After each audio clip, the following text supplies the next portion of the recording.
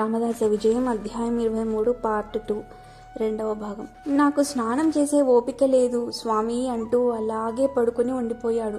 అప్పుడు శ్రీ సమర్థులు మాతృప్రేమ ఉట్టిపడుతూ అతడిని లేపి బలవంతంగా రెక్కపుచ్చుకొని వీపు తన కానించుకొని నడిపించి తీసుకెళ్లి ఆ దిగుడు బావిలో దింపి తాను కూడా దిగి స్నానం చేయించారు.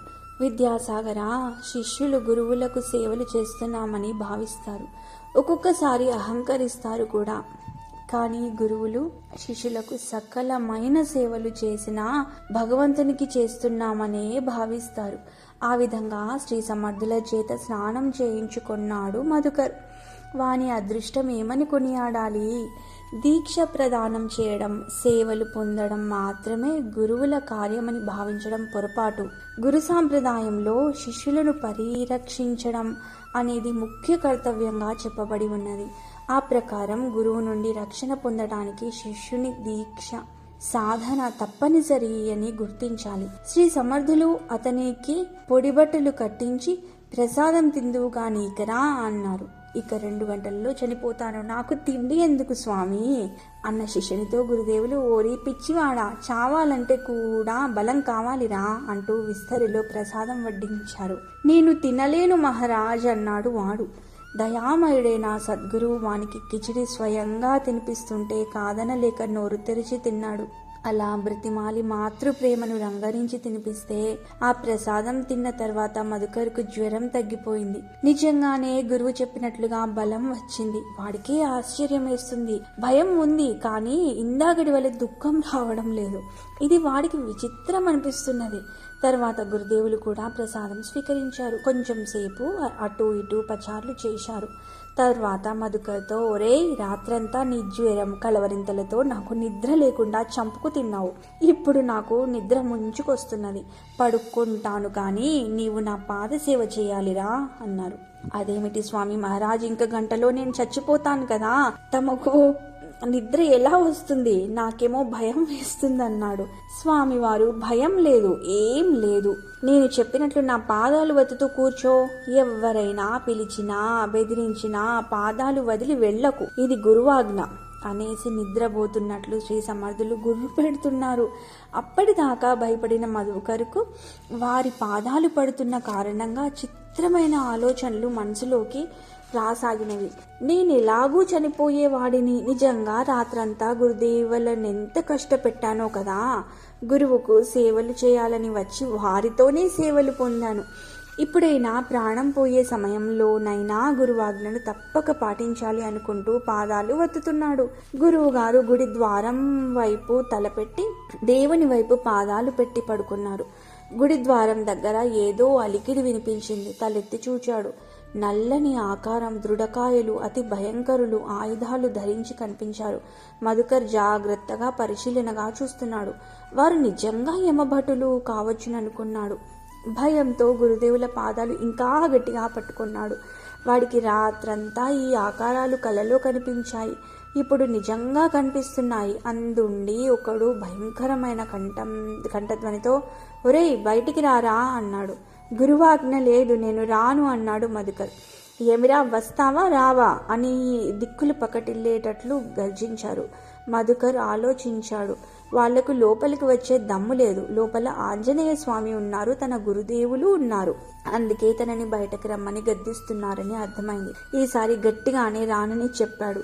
గురువాజ్ఞ లేదు, చెప్పితే అర్థం కాదా అన్నాడు. యమభటులే తడుబాటు పడ్డారు. వాళ్ళలో వాళ్ళే మనలను చూస్తేనే మనుషులు హడలి చేస్తారు. వీడు ఇంత చిన్నవాడైనా ఈ ధిక్కారం ఏమిటి? బయటికి రమ్మంటే రావడం లేదు. ఎంత ధైర్యం వీడికి! పళ్ళు పటపటా కొరుకుచూ, రా బయటికి, లేకుంటే నిన్నేం చేస్తామో చూడు అన్నారు. మధుకర్ దృఢ నిర్ణయానికి వచ్చాడు. వాళ్ళేమీ చేయలేరని తెలిసిపోయింది. నేను రాను, మీరేమి చేస్తారో చేసుకోండి అన్నాడు. అందులో ఒకడు, లాభం లేదురా, పోయి యమధర్మరాజు గారికే చెప్పుదామన్నాడు. మధుకర్, ఆహా, పోయి చెప్పుకోండి, ఇక్కడ మాత్రం అరవకండి, గురువుగారు నిద్రపోతున్నారు, వారికి నిద్రాభంగం చేయవద్దు అంటూ ఆజ్ఞాపించాడు. యమభటులకేమి చేయాలో తోచలేదు. యమధర్మరాజుకు మొరపెట్టుకున్నారు. ఆయన ఆశ్చర్యంతో దున్నపోతు వాహనంపై క్షణంలో ప్రత్యక్షమైనాడు. మధుకర్ చూస్తూనే ఆయన తన కోసమే వచ్చాడని గ్రహించాడు. గురుపాదాలను ఇంకా గట్టిగా పట్టుకున్నాడు. తనలో తానిట్లా ఆలోచిస్తున్నాడు. వాళ్ళు తననేమీ చేయలేకపోవట గురుపాదాల మహిమేనని అర్థమైపోయింది. అందుకే యమధర్మరాజు గర్జించిన నదురు బెదురు లేకుండా, ఎందుకలా అరుస్తావు? వచ్చిన దారినే వెళ్ళు, అరచి గొడవ చేసినా నేను గురువాజ్ఞ లేనిదే బయటకు రాను అన్నాడు. ఇదిగో కాచుకో అంటూ ఆయన చేతిలోని యమపాశాన్ని విసిరగా అది గురువుగారి తలకు 3 అడుగుల దూరం వరకే వచ్చింది. మళ్ళీ ఏం చేస్తాడోనని చూస్తూ ఉన్నాడు మధుకర్. 3 సార్లు ఎంత బలంగా విసిరినా అక్కడి వరకే అది వచ్చి వెనక్కు వెళ్ళిపోతున్నది. ఈ వింత చూచి మధుకర్ నవ్వు ఆపుకోలేకపోయాడు. భలే భలే అంటూ నవ్వుచున్నాడు. ఏమిరా, బయటకు వస్తావా రావా అని గట్టిగా యముడు గర్జించాడు. రాను రాను రాను, ఎన్నిసార్లు చెప్పాలి అన్నాడు మొండిగా. యమధర్మరాజు వచ్చినవాడు వచ్చినట్లు వెనక్కు తిరిగిపోయాడు. మధుకర్ నవ్వు ఆగక పిచ్చివాడిలా పొట్ట చెక్కలయ్యేలాగా విరగబడి నవ్వుచున్నాడు. ఆ నవ్వు శబ్దానికి మెలకువ వచ్చినట్లు శ్రీ సమర్థులు లేచి, ఏమిరా అంతగా నవ్వుచున్నావు? నిన్నంతా ఏడుపు, ఇప్పుడేమో నవ్వులు. అంతగా నవ్వు వచ్చే సంఘటన ఏం జరిగింది అన్నారు. మధుకరు నవ్వును ఆపుకునే ప్రయత్నం చేస్తూనే పూసగుచ్చినట్లు విషయాన్ని చెప్తున్నాడు. నవ్వుతున్నాడు. అవునా అని ఏమీ ఎరగనట్లు వాడితో కలిసి ఆయన కూడా ఆ ఆనందాన్ని పంచుకొని నవ్వారు. అప్పుడు వాడన్నాడు, గురుదేవా, మీ పాదాల మహత్యమే ఇదంతా. మంచిది, కానీ మరి జోషి గారి సంగతి ఏమిటి అన్నారు సమర్థులు.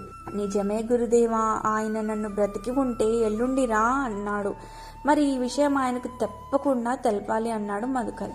ఆ మరుసటి రోజు శ్రీ సమర్థుల వారు మధుకర్తో నీకు ప్రాణగండం ఉందని చెప్పిన ఆయన ఇంటికి వెళ్ళి భిక్ష తీసుకునిరా అన్నారు. మధుకర్ మరలా యమభటులు దారిలో అడ్డగిస్తారేమో భయంగా ఉంది అన్నాడు. గండ సమయం దాటిపోయిందిరా, ఇంక భయం లేదు, నీవు ఆ జోషి బువ్వ ఇంటికి వెళ్ళిరా అన్నారు సమర్థ్. ఏమైనా సరే మీ పాదుకలనైనా ఇవ్వండి, వాటిని తీసుకొని ధైర్యంగా వెళ్ళి వస్తానన్నాడు మధుకర్. స్వామివారు సరేనని పాదుకలిచ్చారు. వినయ విధేయతలతో భక్తి విశ్వాసములతో వాటిని తీసుకుని హృదయానికి హత్తుకొని ధైర్యంగా భిక్షకు వెళ్ళాడు. జోషిబువ ఇంటి ముందు నిల్చుని దాసబోధలోని అదే శ్లోకాన్ని మరింత గట్టిగా చదివాడు.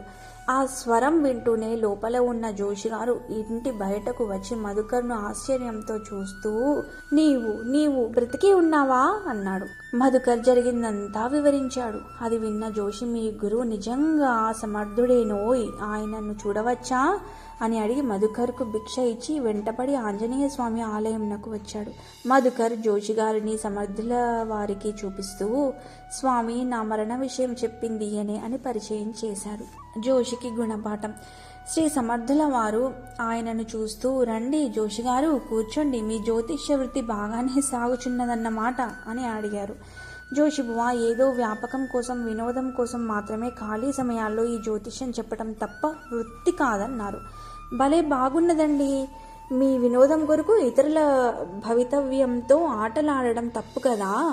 మరణించే వారికి తగిన ఉపాయం లేదా పరిహారం చెప్పి ఊరట కలిగించి ఆ గండం నుండి గట్టెక్కించాలి, కానీ రేపు చనిపోయే వ్యక్తిని మీ భవిష్యవాణి ద్వారా భయంతో ఈరోజే చనిపోయేలా చేసే ఈ వ్యాపకం కంటే లక్షణంగా రామనామ జపం చేస్తే మీరు తరిస్తారు, జనులు కూడా తరిస్తారు. జ్యోతిష్య శాస్త్రము గొప్ప శాస్త్రమే కాదనను, కానీ దానిని పరోపకారమునకు మాత్రమే ఉపయోగించాలి అని ముగించారు శ్రీ సమర్థులు. తను తప్పు తెలుసుకున్న జోషిబువ శ్రీ సమర్థుల వారి పాదములపై పడి క్షమించమని వేడుకొని ఇకపై ఇటువంటి సూచనలు చేయబోనని ప్రమాణం చేసినాడు. విద్యాసాగర, మహాత్ముడైన శ్రీ సమర్థులు వేదాంగములు అభ్యసించినారు, కానీ తాను వేద పండితుడనని ఎవ్వరితోనూ చెప్పలేదు. ఎంతో నిరాడంబరంగా ఒక సాధారణ సాధు పురుషుడుగానే తన కార్యక్రమాలను దక్షతతో నిర్వర్తించినారు. ఆ ప్రకారమే విద్య కలిగిన వారు వినయము కలిగి ఉండి లోక కళ్యాణకారకమైన విధంగా ప్రవర్తించాలి అని విద్యాధికుల యందలి అవగుణాలను తొలగించినారు. అంతేకాని శాస్త్రమునందే మాత్రం లోపము లేదు అని వారి నిశ్చయం అని శ్రీ నిత్యానందులు తెలిపినారు. ధార్మికులారా, జ్యోతిష్యుల వద్దకు పోయినా మీ జాతకంలోని ఒడిదుడుకులను తెలుసుకున్నా తప్పులేదు, కానీ ఒక్కటి మాత్రం మరవకండి, గురుభక్తులైన వారికి సకల గ్రహ వీక్షణలు శుభములే యొసంగునటుల సద్గురువు యొక్క ఆశీస్సులే శిరోధార్యం. ప్రతి వారికి జాతకంలోని గ్రహముల చలనము పూర్వ కర్మానుగుణంగానే వచ్చును. కావున పూనికతో ఈ జన్మలో సత్కర్మాచరణము, సద్గురు సమాశ్రయము మరవవద్దు అని నిత్యానందులు చెప్పి నామస్మరణం చేయించారు. జయ జయ రఘువీర సమర్థ శ్రీరామ జయ రామ జయ జయ రామ. ఇది విద్యాసాగర శ్రీ నిత్యానంద యోగి సంవాద రూపంన శ్రీ దత్తాత్రేయ సాంప్రదాయ శిష్య పరంపరలోని శ్రీ శ్రీ శ్రీ స్వామి విఠలానంద సరస్వతి మహారాజ్ శ్రీ విఠల్ బాబాజీ విరచిత శ్రీ సమర్థ రామదాస విజయంలోని 23వ అధ్యాయం సంపూర్ణం.